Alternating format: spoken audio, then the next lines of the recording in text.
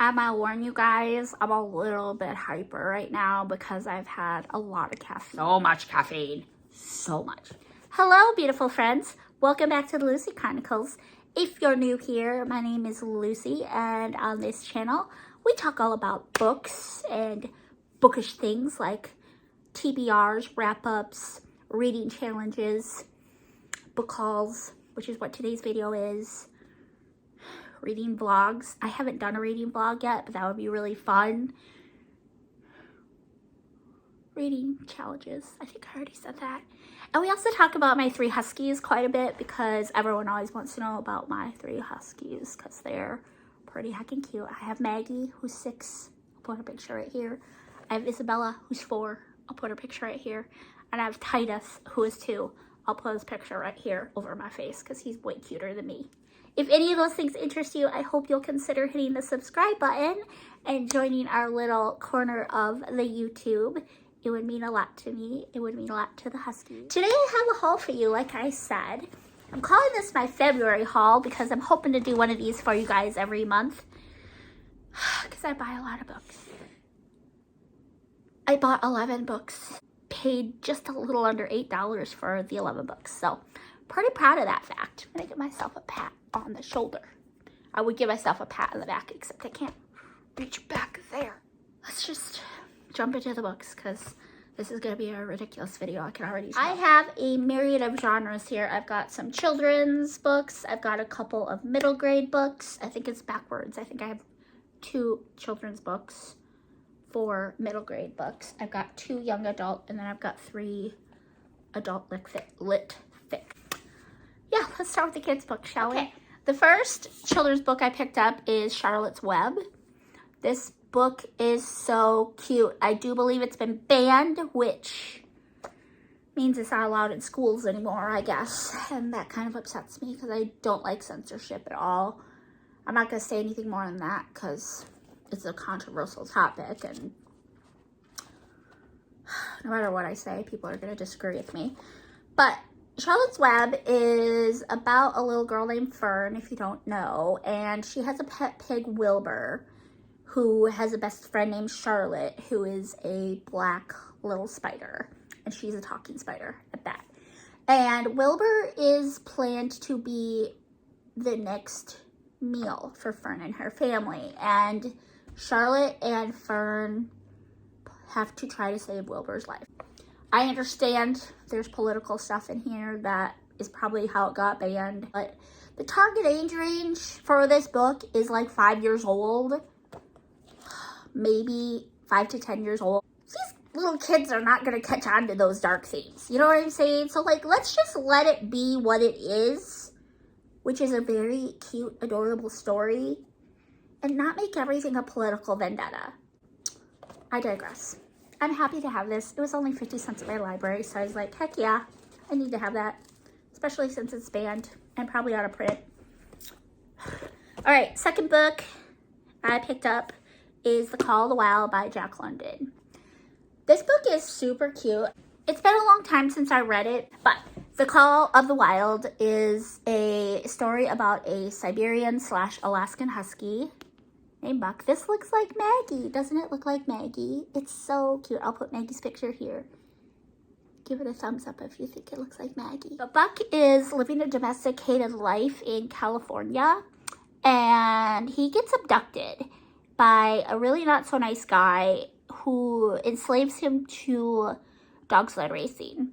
And I'm not someone who necessarily believes that dog sled racing is abusive or like cruelty to animals. It can be, but I don't think it always is. In this case, it definitely was, because this man is not a good man. He's very abusive to Buck and the other dogs on the sled team. He really only cares about winning the race and getting the money. That's really all he cares about. And I don't know if that's in the book. That was in the movie, so I could be wrong. If that part is not in the book, then I apologize. But luckily, thank Jesus, this man here comes and pulls Buck out of this situation. And he is also involved in the dog sled racing community, but he is a much nicer man. and he actually cares about the dogs. And him and Buck form a bond. And Buck starts to wrestle with these conflicted feelings because part of him wants to please his master because he's bonded with him, right? And this man has proven to Buck that, you know, dog sled racing doesn't have to be all bad. But then he's also wanting to be free and in the wild because he's an animal and a descendant of the wolf, if you will. So he's wrestling with these feelings. He's not really sure which urge is stronger. If you haven't read this book, I urge you to read the book before you watch the movie. Unless you've already watched the movie, then just go read the book anyway. It's not a hard read either. Like, it's a kid's book. Look at that font. And there are pictures like sprinkled. Yeah, it's adorable. I love this. This was only 50 cents at my thrift store. And look at the cute little book on the back. He's so cute. Yeah, I'm just happy to have it. Okay, let's move on to middle grade. I have 4 middle grade books to talk about. Let's talk about Christy's Great Idea first. This is the first book in the Babysitters Club series by Ann M. Martin.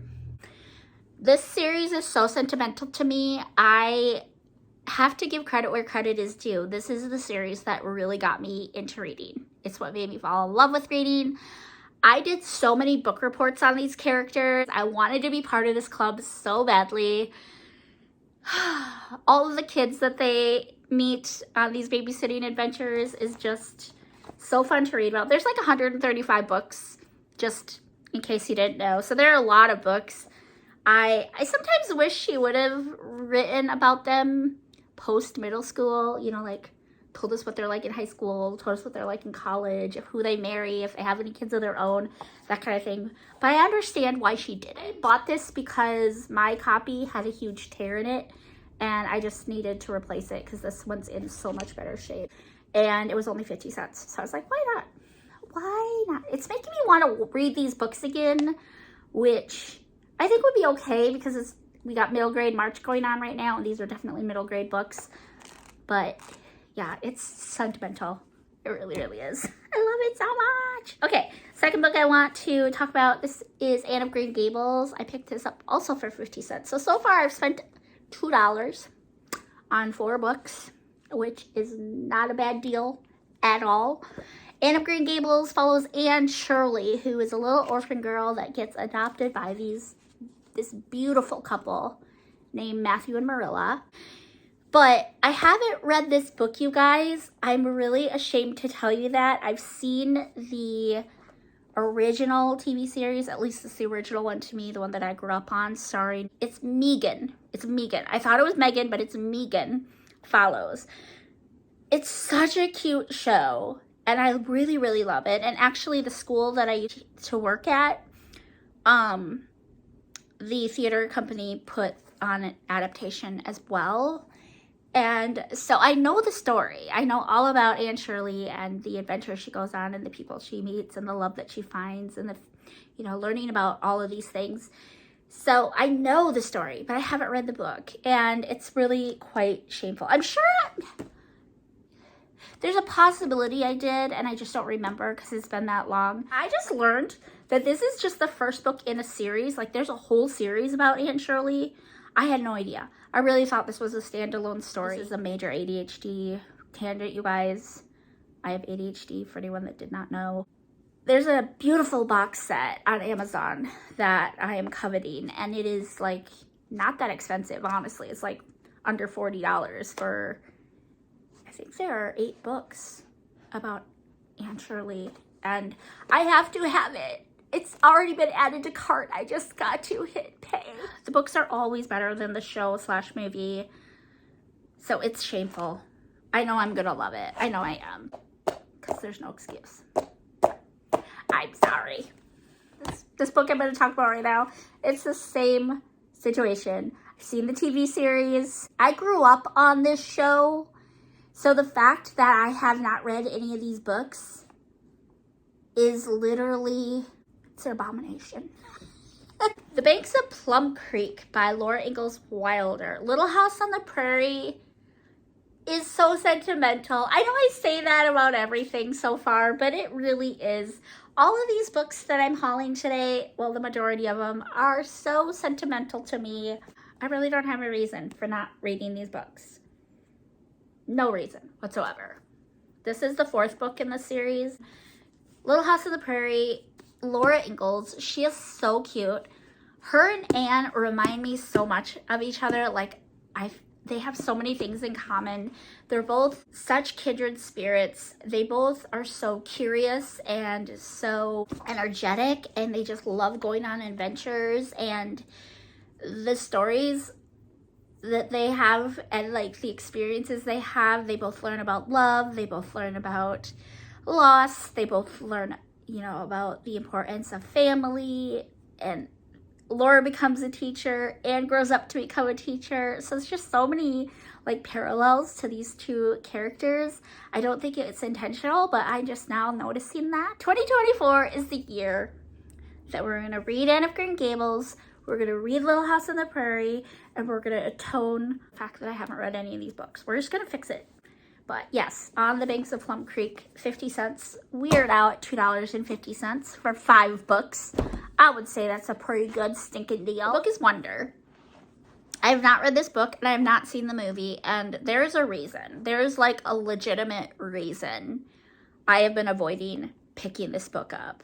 And it's not because I think I'm going to hate it, because I know I'm going to love it. I anticipate giving this a 5 star. I know that this book is going to make me cry and it's going to make me feel things that I'm just not emotionally prepared to feel. And that's the silliest reason in the world to not pick up a book, because I could pick up any book that I haven't read before and it could make me cry. So what's the big deal? If you don't know what this book is about, essentially we follow Augie, or August, who has facial deformities, and he has to deal with public school. Public school is already terrible enough, but can you imagine having to endure public school with facial deformities? Like, that thought alone just breaks my heart. But it's just about his insecurities. It's about his low self-esteem. I think there's bullying in here. He's got overprotective parents. I just know it's going to be a heart-wrenching read, and I just got to get over it. I just have to read it, and so I'm going to make it happen this year. It's on my shelf now. I'm going to literally set it like this, so that it just stares at me. It's just going to sit there and stare at me like, read me, read me.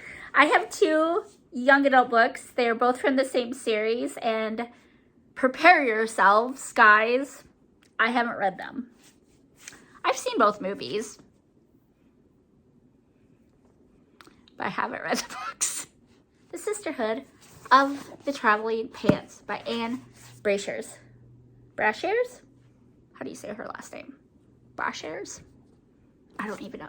So I picked up the 2nd and the 4th book because I already had the 1st book. If you don't know what this story is about, and again, the synopsis that I'm going to give you is based on the movies. The story follows 4 best friends who stumble into a consignment / thrift store, and they find these jeans. And somehow, magically, I should probably be holding up at least one of the books here. Somehow, magically, these jeans fit all 4 of them, even though they all have very different body types. And they don't just fit them, they fit them perfectly. Fit all 4 of them perfectly. I am not looking at the camera. I am so sorry. The story just kind of follows their friendship and the adventures they go on, the love they find, the lessons they learn, the experiences they have. And it's all kind of tied back to these magical jeans. Someone just pulled up in front of my house. Sorry, got distracted. And it's so good. It's really cheesy, but it is absolutely adorable. I do believe, do not quote me on this, but I do believe each girl gets their own book, which is so exciting to me. I hope that's the case. I don't know that for sure, but I'm hoping that each girl has their own book, because there are 4 books and there are 4 girls. So fingers crossed that's the way it works, but I could be very wrong. So yes, so I have 2 and 4 here, I believe this is the second. This is the fourth. I'm going to show you. I have the first one here. First, second, and fourth. And I did, spoiler alert, I did pick up the third one from the Half Price Bookstore, but that was in March, so that will be in my March haul. I'm gonna grab it just so you guys can see how cute these look next to each other. I'm a little mad that the fourth one doesn't have the dust jacket, but look how cute they all are together. I'm so excited to read these. I think I'm gonna read them in June just because they take place in the summer. June is in the heart of summer, and June is my birthday month, so I think what better present to myself than to binge The Sisterhood of the Traveling Pants. Does it bother anyone else that two of them are paperback and two of them are hard copy? It bugs me. Please let me know in the comments if you're that kind of person that bugs. I'm gonna be on the hunt because I do prefer hardback. So if I can get 1 and 2 in hardback and maybe get 4 in hardback with the dust jacket on it. It's so petty. You guys cannot even see this. I'm just realizing now that my little haul stack is not even in frame. That's so embarrassing. You guys, I'm sorry. I'm really sorry, you guys. Here, let's lower you a little bit so you can at least see. There we go. Is that a little better? Okay, guys, sorry about that. My camera died and the battery died, and so I had to plug it in and charge it for a little bit, but I'm back. I only have 3 books left to talk about. These are the adult fiction. Let's start with this one. This is When Comes the Spring by Janette Oke. This is the second in her When Calls the Heart series. Janette Oke is a historical Christian fiction author who has passed. It's really sad because she was one of those authors that just gave me so much comfort back in my adolescent days. One of the only Christian fiction writers that I knew about back then. Yes, that's really all I have to say. I feel like it's not a very articulate explanation of Janette Oke or this series, but like I said, I don't know this series. This is one of the few series that I did pick up by her. This book is called Redeeming Love by Francine Rivers. This one was $1, I believe.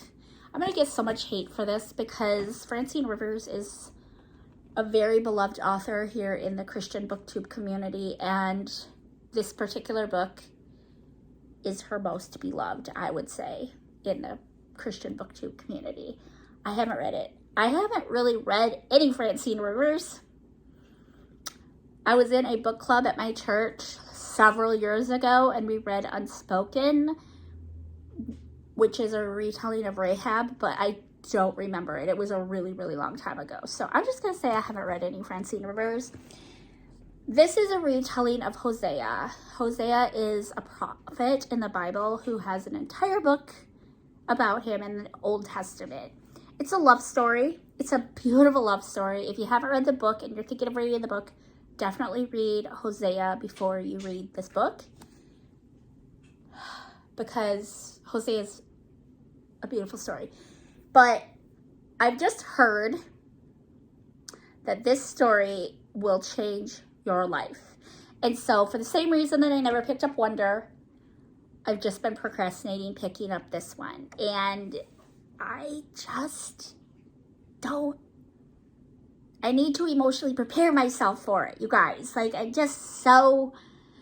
such an emotional reader. Everything makes me cry. And I think just knowing that I'm gonna cry is what makes me put it off. But let's read the back together because I'm just curious. I don't think I've ever read the back. Let's do that together, shall we? I haven't read any of the backs yet, so we can do it for this one.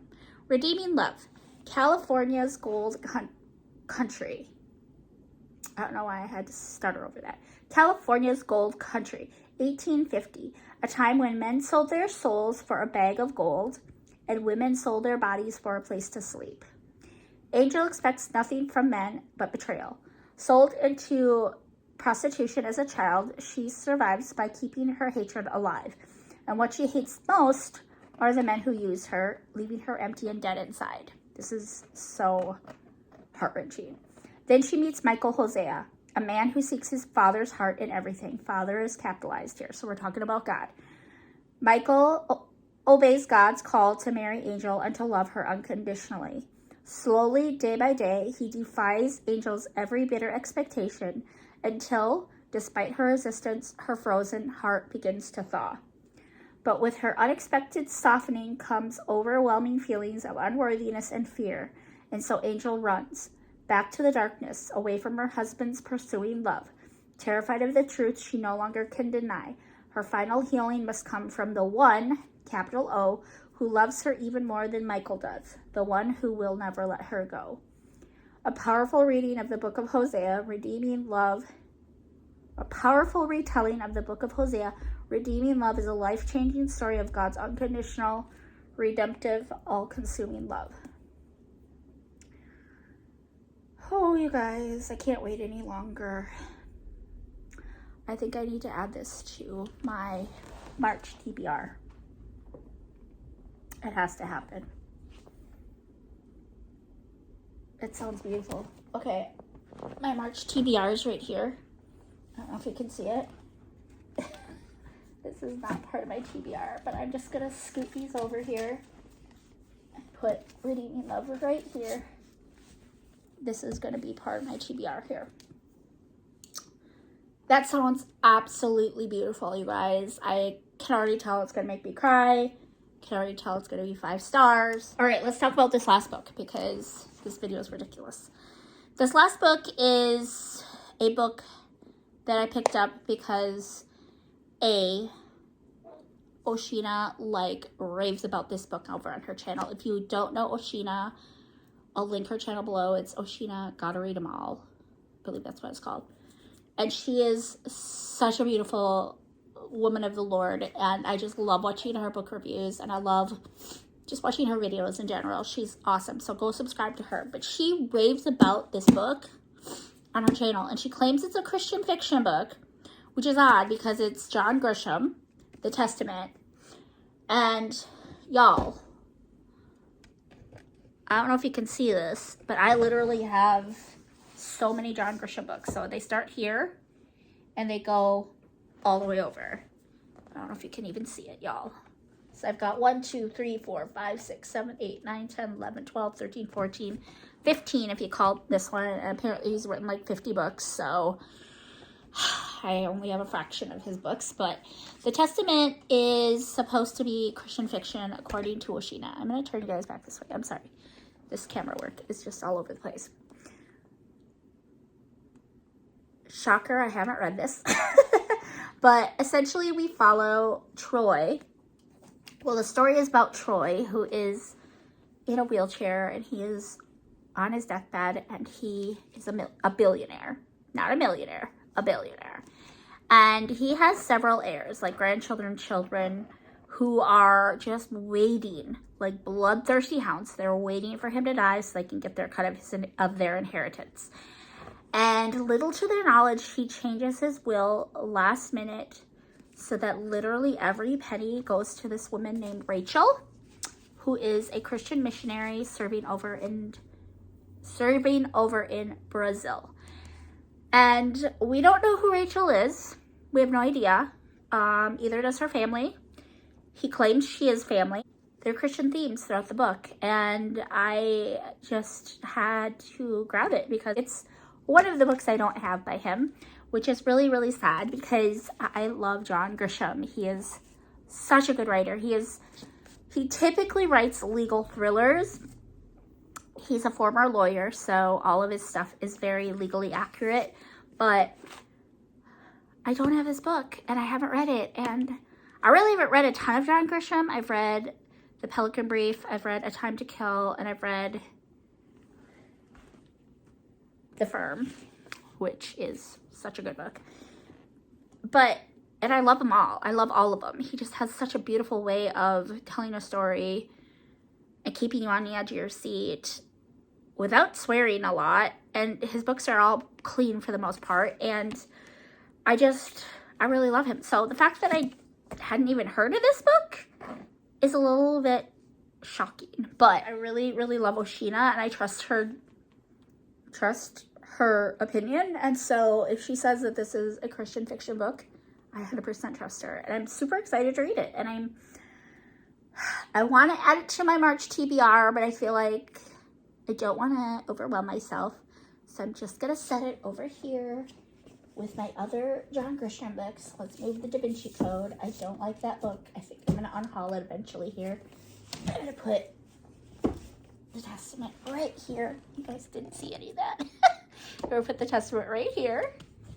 These are not alphabetized, nor are they in order of publication date, which it kind of bugs me, but I'll get my bookshelf organized one of these years. All right, guys, so that is my book haul for February. I hope you enjoyed this. Again, please give this video a thumbs up if you would like to see one of these every month. I've got a shelf tour coming, as well as the BookTube newbie tag. So make sure you have that notification bell turned on so you don't miss those 2 videos. They are both coming in the month of March to you guys. I hope you have a beautiful week. I will see you guys soon with another video. Thank you so much. Bye.